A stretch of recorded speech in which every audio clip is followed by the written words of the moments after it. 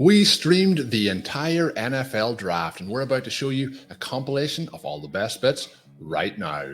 This clip is brought to you by RotoViz Overtime and Stealing Bananas, two of the podcasts on the RotoViz Podcast Network. All the ways to listen to subscribe to those shows is in the description right below. You're not going to want to miss those shows with multiple episodes coming every week covering all things fantasy football. But with that said, let's get to the compilation. Now, got a comment here asking about how the morning was. I got a little drunk last night, but today's actually my anniversary. The wife and I went out. We went and played putt-putt today. Got a little air. Got a nice lunch while the kids were in school. I feel great right now. I got to tell you. Breece Hall to the Jets? Probably not your favorite landing spot for Breece Hall, huh, Sean?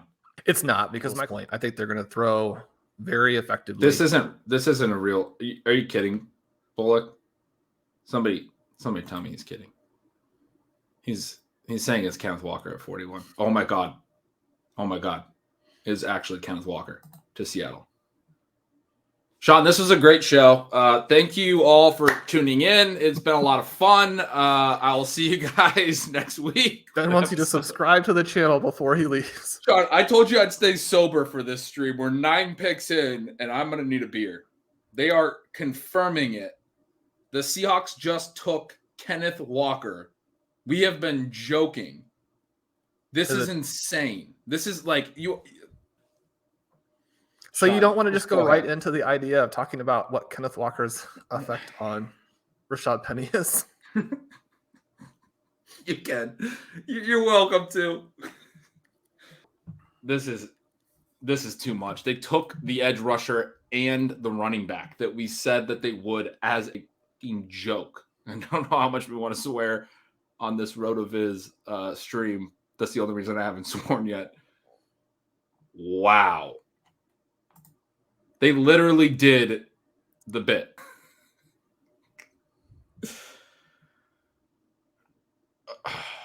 Sean, Yes. What does this mean for Kenneth Walker at Dynasty Leagues?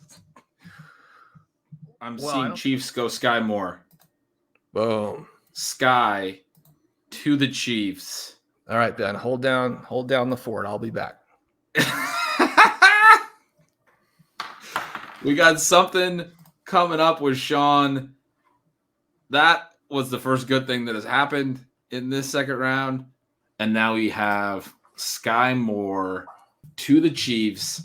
Sean has stepped away. And he's come back with his Chiefs hat on. Sean, what are your thoughts? Where's Pete? I mean, this was the perfect spot for the clip, right? The perfect spot. All of those areas that the Chiefs were lacking last year, I think they're going to be more dominant at. And so the thing that I told you when they made this trade is that there were scenarios in which the offense would actually not just be better, but be significantly better next season. They're definitely taking a DB. I mean, they're taking a safety. They're taking a safety. The Seahawks can still get Malik Willis in the third round. You said one of these guys might be Russell Wilson. What about the same team that took Russell Wilson in the third round? Yeah, I mean, I think the Seahawks have been setting you up for this the whole time. Seattle pass on QB again. Who did they take? We're going to have to do some of the sound effects for Ben here in a second. Who's Abraham Lucas? You guys got to at least tell me a position. I don't know who Abraham Lucas is. That's a made-up name. That's a freaking made-up name. Seattle's picking creative players. They're just trolling me. Honey, I need another beer. It's our anniversary. She'll love that. What is Seattle doing, Sean? What are they doing? Why are they not taking? Do they really think these picks are making them better and that Drew Lock is going to be like, what are they doing? Explain, do any magic you can to try to explain what in the hell they are doing. They did trade up and they took a linebacker because an inside linebacker.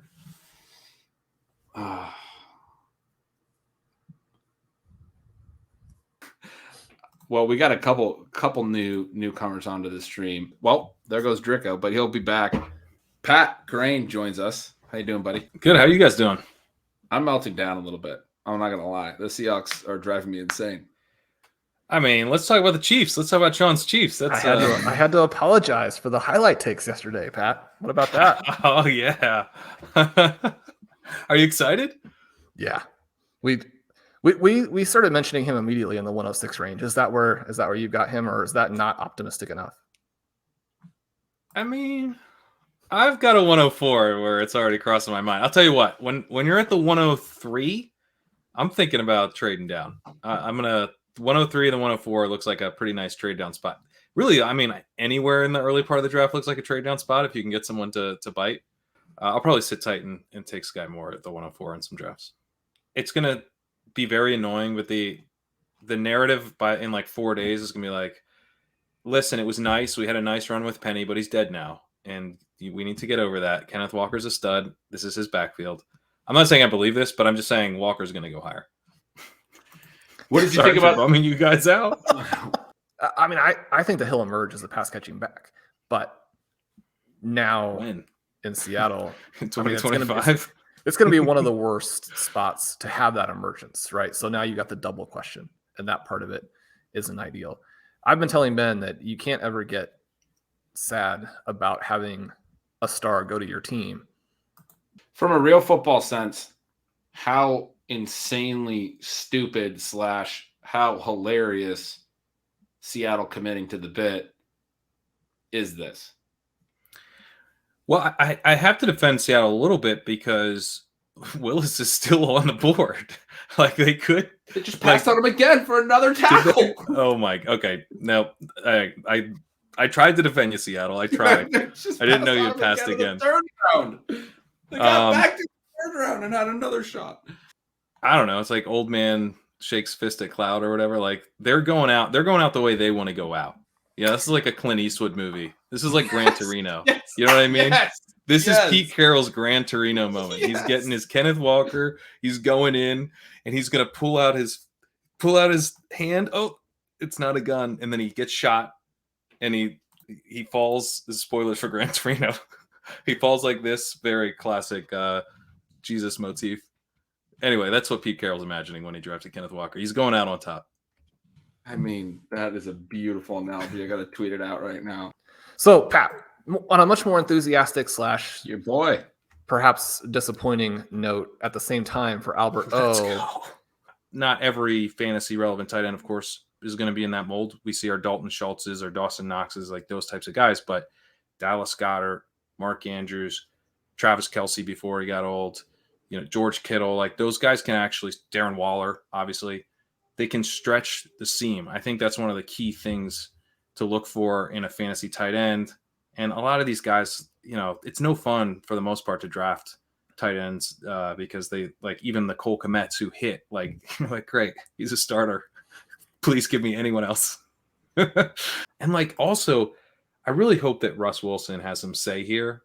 I can't imagine he's down for like, yeah, let's grind it out, Russ.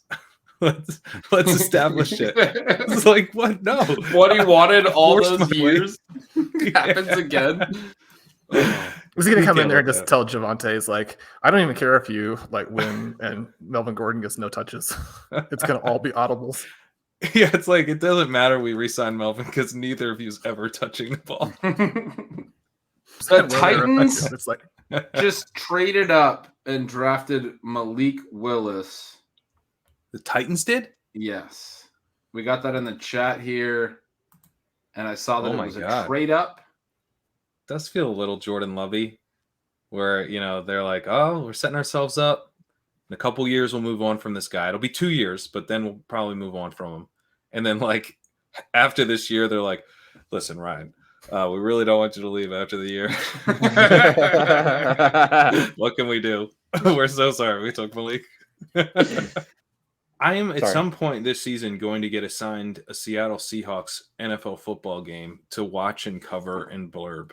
And I don't know if I'm going to be able to do it. Drew Lock, they need to take Howell. They need to. Ben, let me ask you this. Is this like your version of CH over Jonathan Taylor? Or is it worse? No, I mean, I think the best answer to that would have been the Russ trade. Like I just think the way that it's been Right. death by 1,000 cuts. So all of those things, and then not getting rid of Carroll and Schneider was a decision, and then the Russ trade, and now we're here, and it's just like, can you make the best of a bad situation? Obviously, you can't. The CH thing is like the only thing that the Chiefs did wrong over the last like 5 years. So he's just spoiled and doesn't, understand what it's like. Right. He doesn't have actual pain. Yeah. I watched a lot of Jonathan Taylor highlights. Connor, do you have watched a lot of Jonathan Taylor? This was a great reply. Do you try to like put a little Photoshop Chiefs jersey on him as his runner? Well, my dad watches all of these games, obviously. Huge Chiefs fans. He gets very upset anytime something doesn't go well, which in a football game, happens. So it's just a very normal fan experience. Those things don't bother me at all. But when I'm watching the Colts games, I will occasionally, and he doesn't even have access to this because he's just watching the Chiefs game, but I will text him that Jonathan Taylor has just had another 70-yard touchdown run, and he's not on the Chiefs. Jalen Tolbert to the Cowboys. Oh, I got to jump off and do a video on that one. Pat, you came back with the same shirt today for the videos. I know. No, it's a different one. It's actually a long sleeve. It's light green or dark green, I guess. It's slightly off black. It's very understated. People know that your priorities are in the right place. That's true. Yeah. I mean, it's about function, I don't got to be doing. I'm gonna be making mixed drinks and stuff with my cool button down. All right, go do your Tolbert video. You got to do. Right. We'll see if you can make it back. We got a White to the Bucs. Is this Rachaad White going to Tampa in the third? We have not had a running back in the third. He'd be coming off the board at RB4. He got drafted. We wanted day 2 out of Rachaad White. Sean, you lied to me, man. Well, you just wanted this moment for me? Yes, you wanted this exactly. pure joy? Exactly. Right, I felt like if we projected him in round 3, then we're screwed. But this is perfect. You do. Pat, you look like you're ready to go make some videos for maybe a less savory site. Yeah, I haven't seen I can publish this one. This is confirmed? I'm seeing the yes here. I haven't seen it. All I had was Drummer in the Box writing White to Bucs ? I didn't know if he was just kind of predicting it. That would be the ultimate rug pull. It would. I'm gonna be a little bit mad. Drummer in the Box. Confirmed from Sam Sherman. We got Rachaad White. Back it up, Lenny. Yes, we get a fade Lenny again. Let's fade Lenny. Let's go. Dump off Lenny. Yeah, let's send someone who's actually dynamic in the passing game. Oh no, I don't know if you're gonna be able to handle that. Beautiful. Bucs made such good use of Gio. Why not draft another one? White's not Gio though. He's a bigger Gio. Yeah, he's a little bit better than Gio at this stage of his career. Young Gio, maybe he's a young Gio. Pat, what about the first play from scrimmage though? He's out there. He runs this perfect screen pass, and Tom Brady intentionally spikes it at his feet. And then he goes back to the sideline. It's like, are we done one play in? Is he already in the doghouse? You ran the wrong damn route. I'm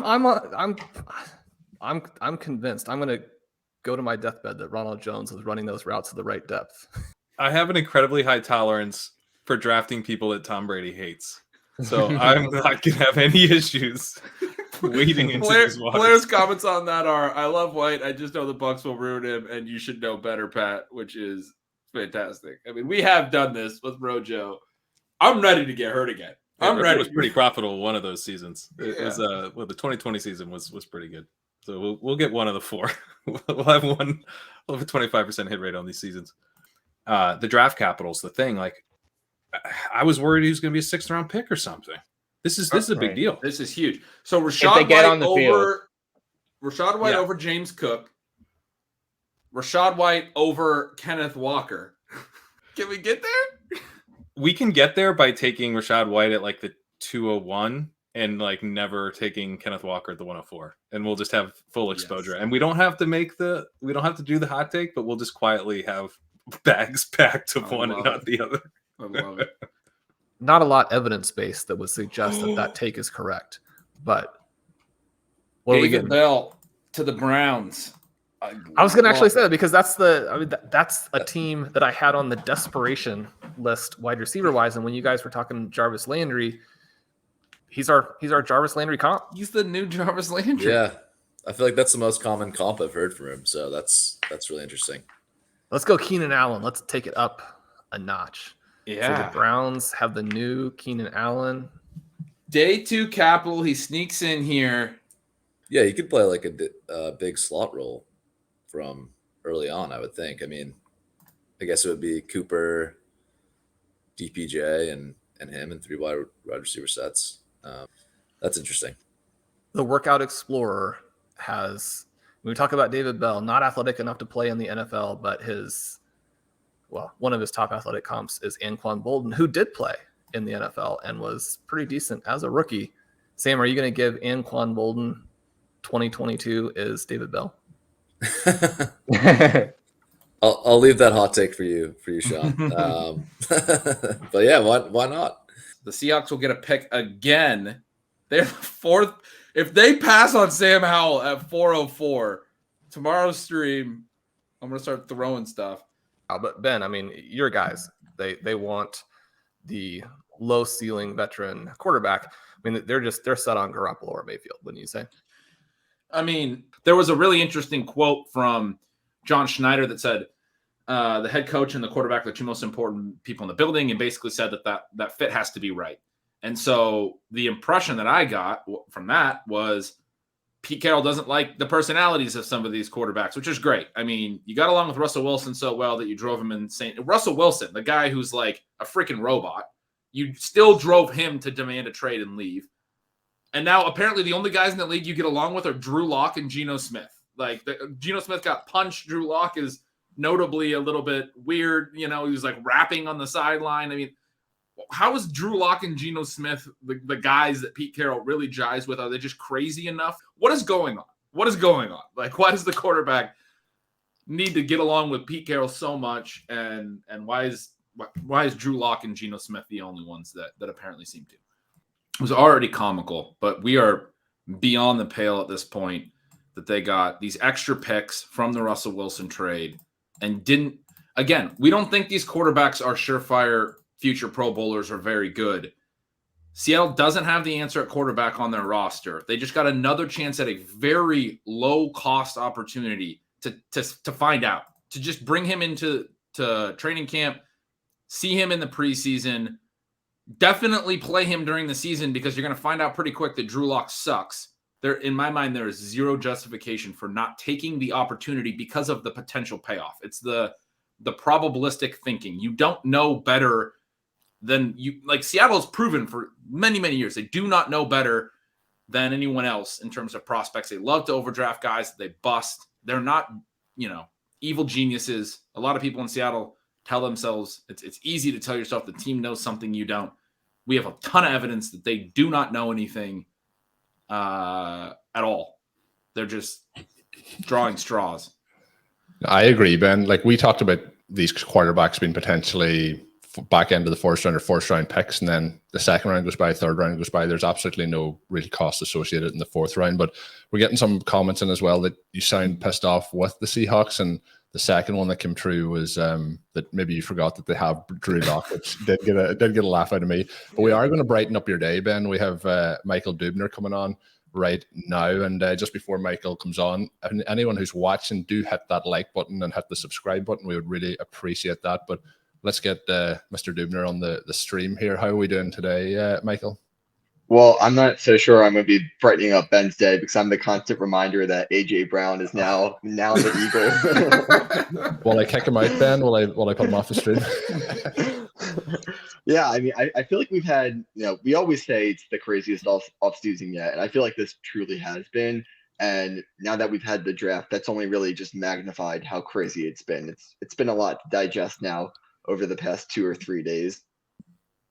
I'm with you, Bullock. Let's go get some whiskey. What's going on, guys? Hey, Dave. Pumped to be here. Colm, I got to start off here by saying, first of all, the background that you have set up in your studio there is fantastic, but the beard might even be better.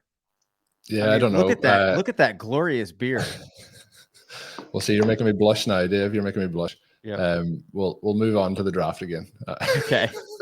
We've been touting the beard as a reason for people to check out the YouTube channel and subscribe, right? So if you haven't subscribed for Colm's beard yet, then I mean you're missing an opportunity here. For sure. I had been dreading my boy Garrett Wilson going to the Jets. That comes to fruition. I see in some polls people actually thinking that this for me would have kept him in that number 1 spot, but more people feeling like this actually kind of moves him out. So I think to me, I end up with him firmly behind London and Burks. And I think that there's a fair amount of separation. I do have him in that group with Olave and Williams. But for me, that's going to be one of the bigger movements just because of how much I liked Wilson. And I'm just not sure that though the Jets are trying to make strides, improve that offense, that Zach Wilson's really going to be the quarterback that's going to allow him to come out of the gate and be the star that I think he could be. I'm still expecting him to be a usable fantasy player, but I was just disappointed by that. So 97th percentile in total yards per game, 97th percentile in total touchdowns per game, 96th percentile in average yards per attempt per game, putting him in, when I blend those three together, 97th percentile among quarterbacks. As I said last year, this puts him in that, would have put him in that Trevor Lawrence range, Justin Fields range. This doesn't make any sense. There has to be something. He has to have had really poor interviews. He's got to be a bit of a douche or something like that. Otherwise, it doesn't make sense. That seems to be Pete Carroll's type. Yeah, people were raving about him during the process, though. Yeah, Pierre Strong has landed with the New England Patriots. Now we have Damian Harris, Ramondre Stevenson, and Pierre Strong. I had seen the comment. I keep thinking that they might throw more with Mac Jones in year 2, but Belichick's got 3 really good running backs now. Well, I had chatted a little bit with Zach about if he wanted to come on today, and he said he would love to, but he's out on the boat with family. And this draft is going extremely well overall, but for that specific team that Zach and I just drafted, where our late round running backs are the San Francisco backups and Pierre Strong, being out on the boat probably is the right choice there. Man, speechless. Can't the Patriots leave us alone? You did not want Pierre Strong on New England, is what I'm getting out of this. It's kind of amusing to me because we are into this group where they're checking 0 boxes now in Blair's random forest exercise. But at the same time, you said there's 12, 14 boxes to check, and they're checking none of those. That's not a 3-box scenario. We're talking there's a dozen boxes for them to check, and they haven't checked any of them. So we are down to 0. But Shawn, you said they've executed well. I just want you to know I'm happy for you. I'm very happy for you. Kansas City has executed this draft well. Things are going swimmingly. I did get a number of DMs today. The people really enjoyed you mentioning some of the historical comparisons to Kenneth Walker to see if it would cheer Ben up during that portion of the show when you were talking about Jamal Charles and the greats of the game. They picked Kenneth Walker and all these linemen. We're getting ready for the 2,000-yard season in 2024. Air raid tackles. Guys that drop back into pass blocking snaps on 80% of their college reps. The Seahawks are 3 picks away. Countdown is. I just hope. I hope it happens, but I've given up hope at this time. You can get him as a. Why draft him if you can get him as a free agent? Yeah, I guess. I'm still willing to project low-end QB1 upside in 2022. No, we're looking right now at Sam Howell QB1 next year because he's not going to be in the NFL. He's going to be in some lower level league. That's what the situation is looking like right now. Let me get Ben back onto his USFL that he was so disappointed by. Yeah. Okay, man, if I could get Sam Howell in the USFL, I'm back. Pro Football Talk 2 minutes ago has the Seahawks QB competition is underway, and Pete Carroll says Geno Smith is in the lead. That's what I've been saying. You can't stop. They're practicing right now while they're passing on Sam Howell. They're getting the competition going. They got him running wind sprints. Geno Smith has won the first rep. They're working on their run blocking after they hand off. How can they get out in front of those running backs? And I think we might have bad news to break to you, but it is true. All right, let's hear this news. Fell to Washington. I I don't know. I don't know if it's true or not, but I'm still waiting to confirm it. But I'll say a couple things. One, Seattle presumably traded out already knowing that pick. Sometimes we get the picks in a little bit later, so I don't even know why I'm saying that. They should have taken him in the 4th round. 2, I like Howell specifically as well. Carson Wentz sucks, and so Sam Howell might get an opportunity to play this year. We might get Sam Howell, Taylor Heinicke at the top of the. Oh, and now Algier goes to the Falcons. There's your big back alongside Cordero Patterson. That could actually be. Yeah, that's a saving grace for him at this point. A nice 1-2 punch there. The chat has been all over Shakir to the Bills. This is a pretty fun pick. The Bills sort of burnishing their credentials as a team that are doing things right. Shakir, the third guy after Romeo and Sky, right? The third small school guy to really pop in Travis May's API. Here's somebody who, performed well. He's got that 4.43 40 at 6 foot 196. So he's not a big guy, but he has NFL athleticism. And then he's somebody we talked about yesterday, how Sky Moore, one of the only small school guys to declare early and be drafted where he was. Shakir might have had that chance if it weren't for the pandemic going right at the spot that it did. We got a 4.6 40 from him.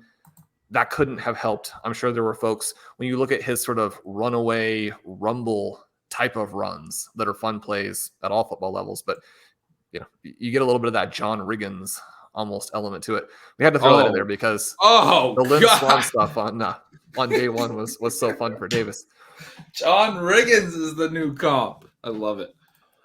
Who is Snoop Connor from Josh? We just found out he's the guy that has all those really bad metrics that Sean said.